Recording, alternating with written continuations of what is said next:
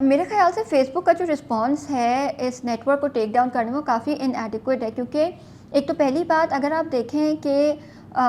जितने अकाउंट्स की तादाद, जो ऑडियंस इन्होंने बिल्ड की थी, जो इंटरनेट ऑब्जर्वेटरी की रिपोर्ट सजेस्ट करती है कि एटलीस्ट एक पेज के जो है 70,000 फॉलोअर्स और एटलीस्ट एक ग्रुप के 1.1 मिलियन फॉलोअर्स मेंबर्स, इन सबको एक जगह पे कलेक्ट करना वो एक दो दिन का काम नहीं बल्कि हफ्तों का, दिनों का काम लगता है। तो इतने अरसे से एक इनऑथेंटिक एक्टिविटी चल रही थी प्लेटफॉर्म पे और उसको नहीं हटाया गया। और इन कॉन्ट्रास्ट जब हम ये देखते हैं कि दूसरे ममालिक में, रशिया में या यूएस में जो नेटवर्क टेक डाउन, अगस्त की बात अगर हम करें, जो नेटवर्क टेक डाउन किए गए हैं वो खासे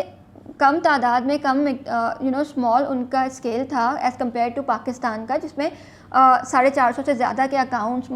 मौजूद थे और फिर फेसबुक के अकाउंट्स अलग थे, इंस्टाग्राम के अकाउंट्स अलग थे। तो इसमें जब हम कॉन्ट्रास्ट देखते हैं तो रिस्पॉन्स डेफिनेटली इनएडिक्वेट हमें दिखता है। फिर साथ साथ एक लोकल कॉन्टेक्स्ट की भी बात आती है। जब हम लार्जर पिक्चर की बात करते हैं, ये हमें ख़ास तौर पे उस टाइम पे देखने को मिलता है जब हम चाइल्ड पोर्नोग्राफी या चाइल्ड अब्यूज़ के केसेस या जेंडर बेस्ड वायलेंस के केसेस रिपोर्ट करते हैं या इंसेल ग्रुप्स को रिपोर्ट करते हैं। ये ग्रुप्स एग्जिस्ट करते हैं और पता है कि एग्जिस्ट करते हैं, इसमें रिपोर्टिंग भी बहुत ज़्यादा होती है, लेकिन या तो वो रिपोर्ट्स को एड्रेस नहीं किया जाता या ये कह के डिसमिस किया जाता है कि जी this does not fall against community standards. अब इसमें लोकल लैंग्वेजेस का और लोकल कॉन्टेक्स्ट को अंडरस्टैंड करने की ज़रूरत है। जो कंटेंट मॉडरेशन की टीम्स बैठी हैं, डू दे रियली अंडरस्टैंड जो लोकल कॉन्टेक्स्ट है पाकिस्तान में, जेंडर बेस्ड वायलेंस पाकिस्तान में किस तरह से देखा जाता है, या मिस इन्फॉर्मेशन और डिसइन्फॉर्मेशन पाकिस्तान में किस तरह देखी जाती है, चाइल्ड अब्यूज़ की क्या सिचुएशन है। तो आप जब पूरी एक लार्जर पिक्चर को एड्रेस करते हैं तो जो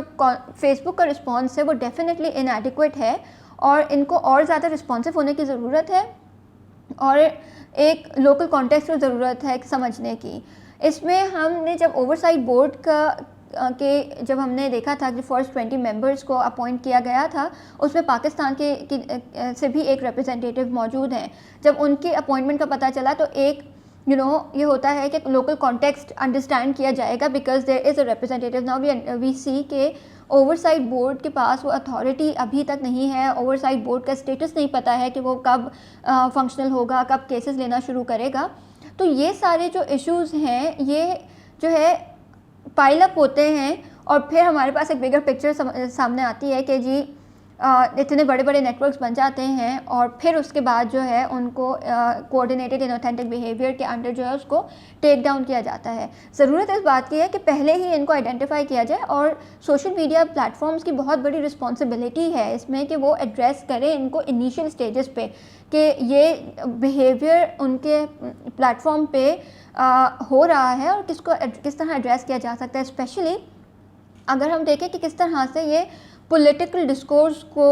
अफेक्ट करती है और डेमोक्रेटिक प्रोसेसेस को किस तरह अफेक्ट करती है या लोगों की वेलबींग को, लोगों की सेफ्टी को अफेक्ट किस तरह करती है, तो और ज़्यादा इम्पॉर्टेंट हो जाता है कि हम इनको स्विफ्टली एड्रेस करें।